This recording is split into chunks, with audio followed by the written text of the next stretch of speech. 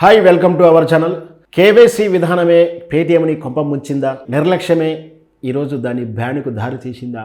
పేటీఎంలో ఇక నుంచి సేవలు అందించడానికి ఆర్బీఐ నిషేధించిందా అంటే అవుననే సమాధానం చెప్పొచ్చు.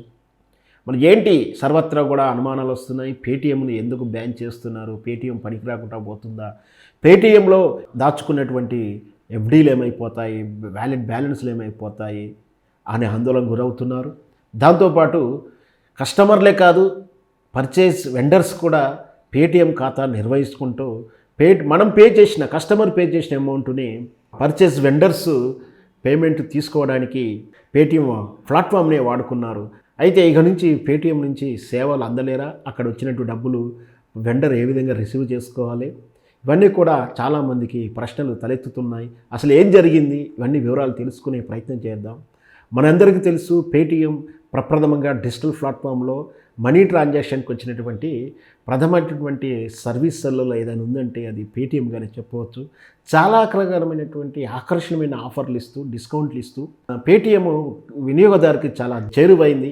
అయితే ఇది వాలెట్ అంటే సపరేట్, దానికి ఒక బ్యాంకు అకౌంట్, మన ఖాతాని పేటీఎంతో లింక్ అయినప్పుడు వాళ్ళకి సపరేట్ వ్యాలెట్ బాక్స్ ఒకటి ఇస్తారు.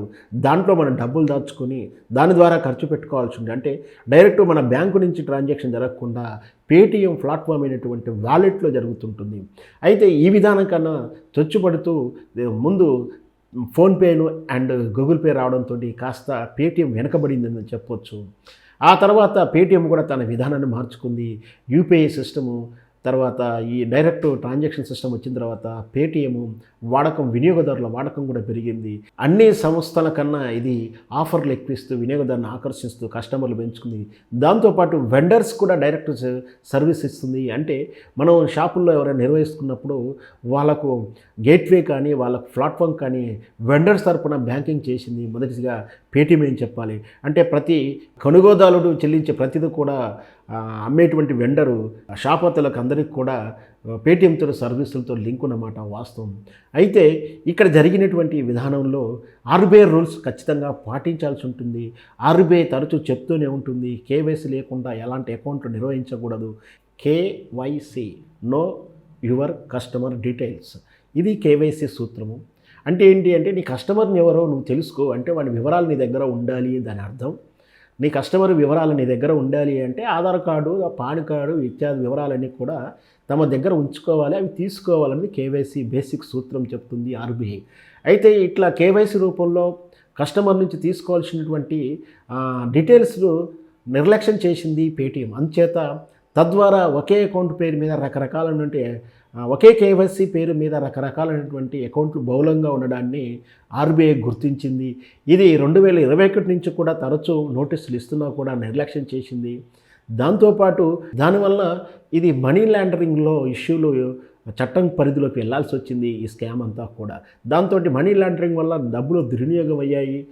అంటే ఆధారాలు లేకుండా మనీ ట్రాన్సాక్షన్ చేస్తున్నప్పుడు అంటే జీరో అకౌంట్ లేదా బ్లాక్ మనీ ట్రాన్సాక్షన్ జరిగింది, సస్పెక్టెడ్ అమౌంట్ ట్రాన్సాక్షన్ జరిగింది, కోట్లాది రూపాయల సస్పెక్షన్ ట్రాన్సాక్షన్ జరగడం వల్ల ప్రభుత్వం ఆదాయం కోల్పోవడంతో పాటు సస్పెక్టెడ్ అంటే ఏ నిధులు ఎక్కడి నుంచి ఎక్కడికి వెళ్తున్నాయి, బ్లాక్ మనా లేదా రేపు టెర్రరిస్టుల మనా ఏంటి అనేది కూడా ప్రభుత్వం చూసుకుంటుంది. దానికి సరైన సమాధానం చెప్పలేదు. సమాధానం వెతికే ప్రయత్నం చేస్తే అకౌంట్ల నిర్వహణలో లోపాలు కనిపించాయి. నోటీసులు ఇచ్చినా కూడా సవరించుకోకపోవడంతో ఆర్బీఐ కొరడా దులిపించింది పేటీఎంని.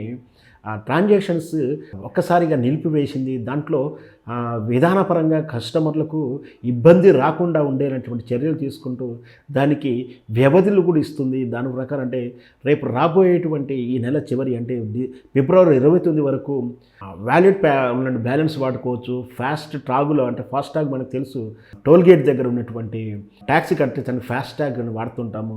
పేటీఎంలో మనం అమౌంట్ వేస్తుంటాము, ఫాస్ట్ ట్యాగ్లో అమౌంట్ ట్రాన్సాక్షన్ అవుతూ ఉంటాయి. అట్లాంటి అన్నీ కూడా ప్రస్తుతానికి చెల్లుబాట్లు ఉంటుంది. అంటే పేటీఎంలో కస్టమర్ డబ్బులు ఏవైతే రూపంలో డిపాజిట్గా నిల్వలుగా ఉన్నాయో, అంటే మనం ఒక 5,000 రూపాయలు అందులో దాచుకున్నాం అనుకోండి, ఆ 5,000 రూపాయలు ఉన్న పలంగా జప్తు కావట్లేదు, మీరు ట్రాన్సాక్షన్ చేసుకోండి అంటే మనం పేమెంట్లు చేసుకోవచ్చు, వాడుకోవచ్చు. అయితే అలానే కాబట్టి ఇంకా ఫర్దర్గా ఎలాంటి డిపాజిట్లు సేకరించవద్దంటూ పేటీఎంని కంట్రోల్ చేసింది. అంటే ఆల్రెడీ పేటీఎం అకౌంట్లలో మన డబ్బులు ఏదైనా ఉంటే వాటిని తిరిగి వాడుకునేలా డ్యూ డేట్ కొంచెం ఉంటే వరకు అంటే ఫిబ్రవరి 29 వరకు ఈ ఫాస్ట్రాగ్లు కానీ ఇతరత్ర సేవలు కానీ వాడుకోవచ్చు. దాంతోపాటు మనం పేటీఎంలో కరెంటు బిల్లులు, క్రెడిట్ కార్డు బిల్లులు, ముఖ్యంగా ఈ చాలన్లకు పేమెంట్ చేస్తున్నాము.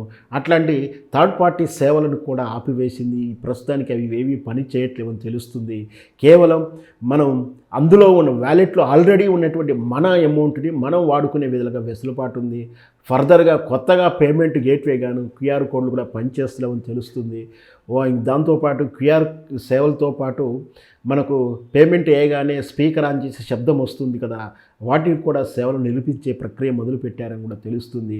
అంటే వెండర్కు షాపతల వరకు లేదా కస్టమర్కు ఇచ్చేటువంటి సేవలు, షాపు వాళ్ళు ఇచ్చేటువంటి సేవల్లో పేటీఎం నిలిచిపోయాయని కూడా తెలుస్తుంది. మొత్తం మీద అందులో ఉన్నట్టు అమౌంట్ వాడుకునే వెసులుబాటు ఉంది, కానీ కొత్తగా చేసే ట్రాన్సాక్షన్ విషయంలో పరిమితులు ఉన్నాయని క్లారిటీగా చెప్తున్నాం. మరొకసారి ఇక్కడ ఏంటంటే కొత్తగా పేటీఎం అకౌంట్ తెరవనివ్వట్లేదు. అంటే కొత్తగా ఎవరైనా పేటీఎం డౌన్లోడ్ చేసుకుని యాప్ ద్వారా చేరేటువంటి కొత్త అకౌంట్ ద్వారానే బ్యాన్ చేసింది. కొత్తగా ఎలాంటి డబ్బులు సేకరణ చేయకూడదు, డిపాజిట్లు చేయకూడదు.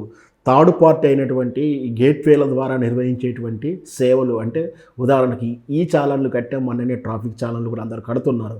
అలాంటి థర్డ్ పార్టీ సేవలు నిలిపివేసింది.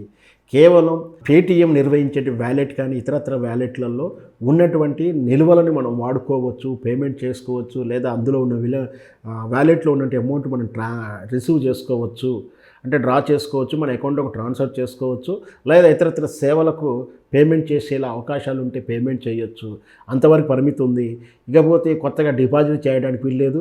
ప్రస్తుతానికి ఫిబ్రవరి 29వ తేదీ వరకు మాత్రము ఈ పేటీఎం యొక్క యూపీఐ కోడ్ని మాత్రం వాడుకోవచ్చు. మనం ఏదైనా పేమెంట్ చేయాలన్నా, ట్రాన్సాక్షన్ చేయాలన్నా, ఎవరికైనా మనీ ట్రాన్స్ఫర్ చేయాలన్నా చేసుకోవచ్చు. ప్రస్తుతానికైతే ఫిబ్రవరి 29 వరకు చెల్లుబాటు అయ్యే అవకాశాలు ఉన్నాయి.